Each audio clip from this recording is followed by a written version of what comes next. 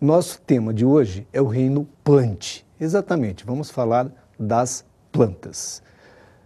As 4 divisões importantes, até porque as algas tendem a ser trabalhadas num reino chamado somente o reino das algas, tanto as inferiores quanto as superiores. Nós vamos falar de 4 divisões: briófitas, pteridófitas, gimnospermas e angiospermas. O palavrão nada é tranquilo, eu vou contar o que normalmente cai e sempre cai questões de plantas no vestibular. Vamos lá? Briófitas. Sabe quando você vai descer a floresta, que encontra, uma floresta tropical, claro, você encontra sobre as rochas aquele tapete verde, a gente tem que tomar um cuidado danado, porque você escorrega ali, meu amigo, e ó, bunda no chão. São os musgos. As briófitas são plantas, tanto quanto as pteridófitas, sem flores, por isso chamadas criptógamas. Não esqueçam, criptógamas sem flores. Em que difere briófita de pteridófita? Primeiro, gente, guarda por favor esse detalhe: briófita não tem vaso condutor de seiva. São avasculares ou atraqueófitas. Repito, não tem vasos condutores de seiva. Que consequências traz? Porque não tem vasos condutores de seiva, as briófitas são todas pequenininhas, então tem um aspecto herbáceo, evidentemente todas clorofiladas. Aí estão os musgos, as hepáticas e antócidos. Os mais importantes são os musgos. Um detalhe fantástico que sempre se cobra para diferenciar todas as divisões de plantas é o aspecto da reprodução. Veja, essas plantas apresentam rizóides, porém todas elas são metagenéticas. O que quer dizer isso? Tem uma fase que é sexuada e uma fase assexuada alternando. A fase sexuada chama gametófito e é haploide. A fase assexuada chama esporófito e é diploide. As briófitas são as únicas plantas cuja fase predominante é do gametófito. Você vai observar no esquema na sua tela o ciclo reprodutor das briófitas, de um musgo. Sempre vai perguntar quem é o gametófito, quem é o esporófito. Aí você lembra que está a plantinha, onde tem as folhinhas, na parte de baixo é o gametófito. No caso das briófitas, o esporófito cresce sobre o gametófito, ele não tem folhinhas e tem uma cápsula lá na ponta, que vai conter os esporos. Ali ocorre reprodução assexuada com a produção de esporos. Esses esporos caem no solo, germinam e dão origem a um novo gametófito. Sobre esse gametófito cresce um novo esporófito. Briófita e pteridófita dependem da água para fecundação. Os gametas masculinos saem e têm que nadar até o local onde está o gameta feminino. Portanto, aqui estão as principais características das briófitas. Lembra? Sempre pequenininhas. Por quê? Porque são as únicas plantas que não têm vaso condutor de seiva.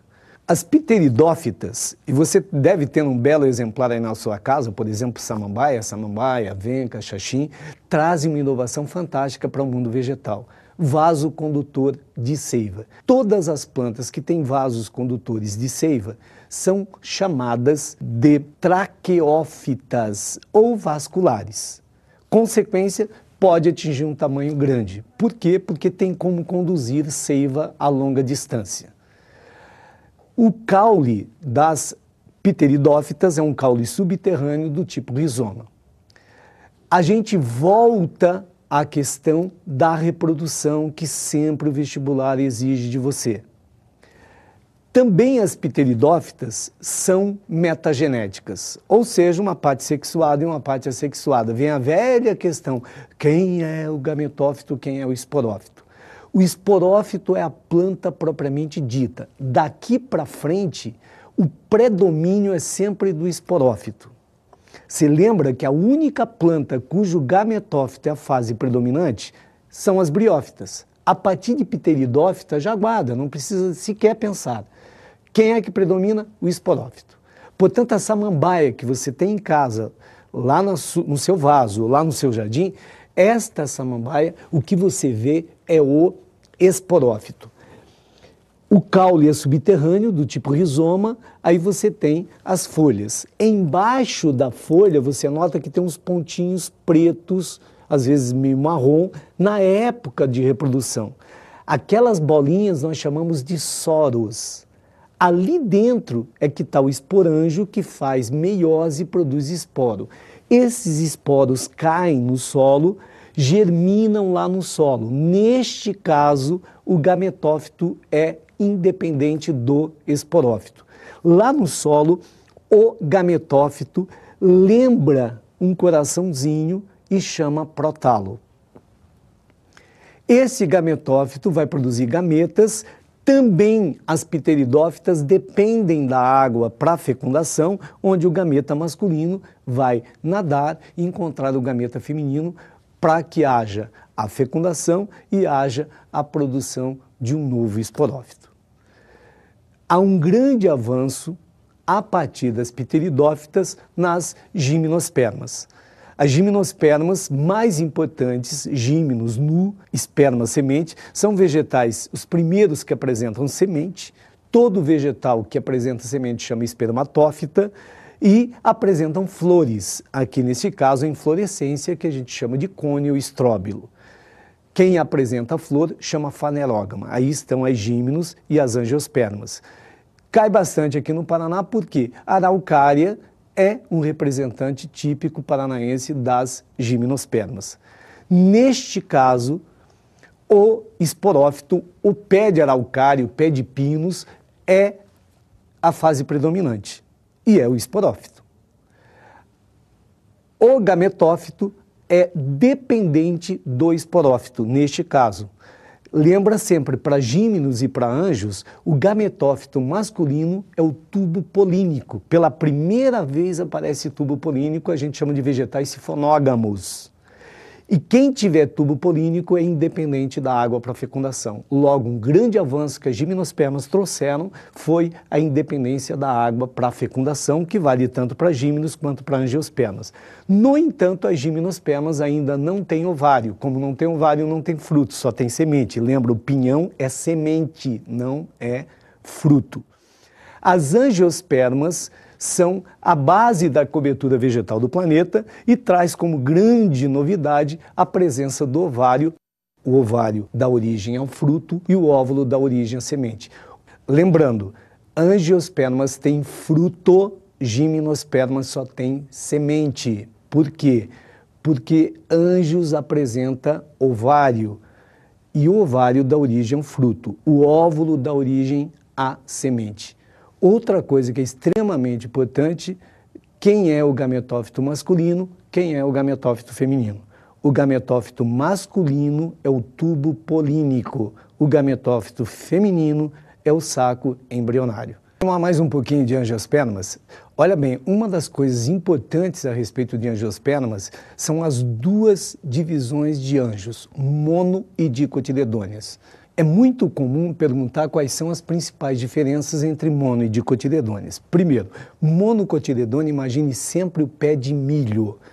Agora aí na sua casa, busque uma fotografia, se não tiver o pé de milho lá no quintal, dê uma olhada com bastante atenção no milho.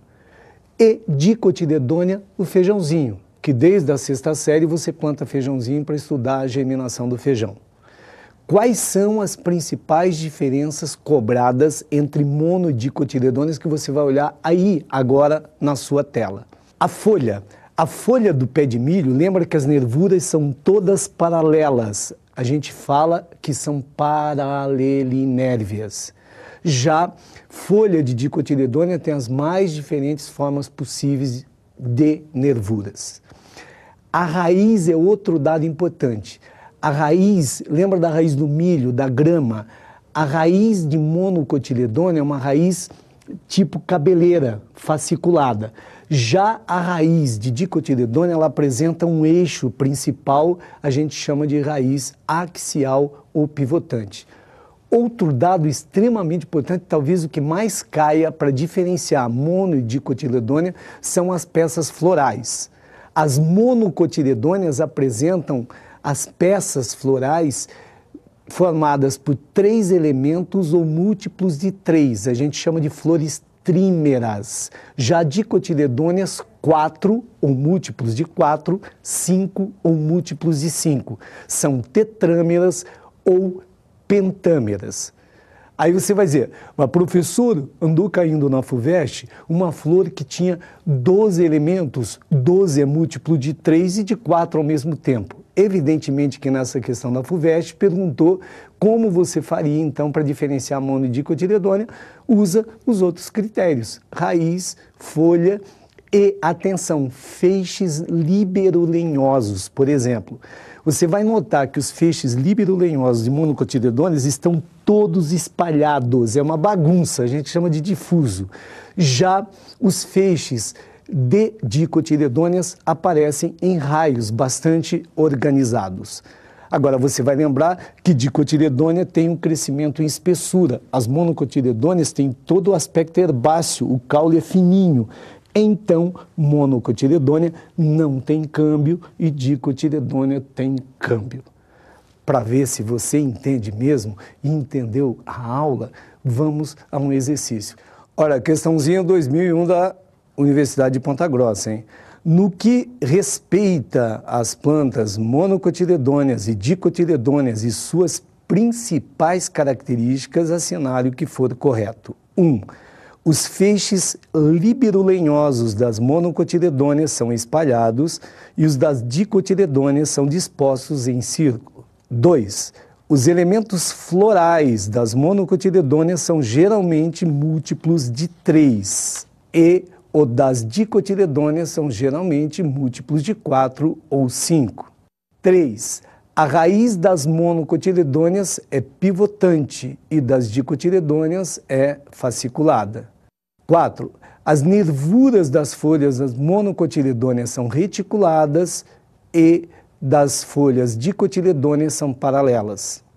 5. O milho é uma planta monocotiledônea e o feijão é uma planta dicotiledônea. A 1, veja, a gente acabou de falar a 1. Realmente as monocotiledôneas, os feixes são difusos, estão todos espalhados, e da dicotiledônea organizadinho, aqui fala em círculos. Portanto, a 1 está correta. A 2 também está perfeita, né? Eu falei, olha, é um dos itens que mais cai quando o solo. Monocotiledôneas, elementos florais, 3 ou múltiplo de 3, e dicotiledôneas, 4 ou 5 ou seus múltiplos. Portanto, a 2, correta. Veja que a 3 está errada, é o contrário, né? A raiz das monocotiledôneas, que é fasciculada, aquela raiz em cabeleira, lembra do pé do milho, e as dicotiledôneas axial pivotante, que tem a raiz principal. A 4 também está errada. Quem é que tem nervuras paralelas? Folha de monocotiledônea, dicotiledônea ao contrário. O último item, claro, está correto. Lembra, eu pedi para você guardar milho e feijão. Realmente o milho é monocotiledônea e o feijão é dicotiledônea. Na continuidade, outro item bastante cobrado lá de plantas é a questão da histologia vegetal. É sempre interessante você comparar a histologia vegetal a animal. A histologia vegetal está dividida em 2 partes. Quais são os tecidos embrionários e tecidos adultos? Os tecidos embrionários são chamados de meristemáticos. Então, falar em meristema, fala em célula embrionária. Nós temos o meristema primário e temos o meristema secundário. O meristema primário promove o crescimento longitudinal da planta e o secundário o crescimento em espessura, o engrossamento. Macetinho, hein? Primeiro fica comprido, depois fica grosso. Quais são os meristemas primários? Dermatogênio, que origina a epiderme, periblema, que origina o córtex, e pleroma, que origina o cilindro central. E os meristemas secundários? Câmbio e felogênio. O câmbio forma o floema, lembra, F para fora, e o xilema para dentro. O felogênio forma para fora o súber e para dentro a feloderme.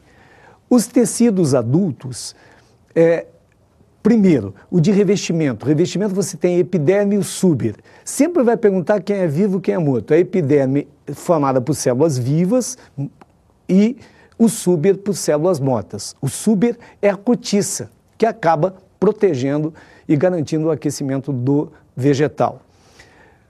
O tecido parenquimático, talvez o maior deles, que corresponderia ao tecido conjuntivo nos animais, exerce um número muito grande de funções. Mas você lembra que parênquima é preenchimento de espaço. Na sustentação, a gente tem o colênquima e o esclerênquima. Vai perguntar também quem é vivo, quem é morto. O colênquima lembra o tecido cartilaginoso, o esclerênquima o tecido ósseo. O esclerênquima dá resistência, o colênquima flexibilidade.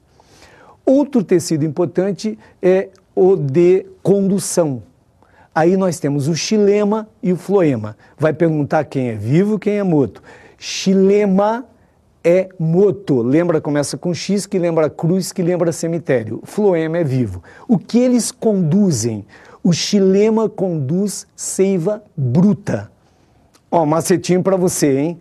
Lembra da Xuxa? O xilema leva a seiva para cima. Ai, que seiva que chove! A seiva bruta. Logo, o floema conduz seiva elaborada, que é uma solução de açúcares, alimento para a planta. Gente, foi um prazer muito grande mais uma vez estar com você. Estuda esses detalhes que foram passados, são importantíssimos e o vestibular cobra esse. Até a próxima, um abração e sucesso para você.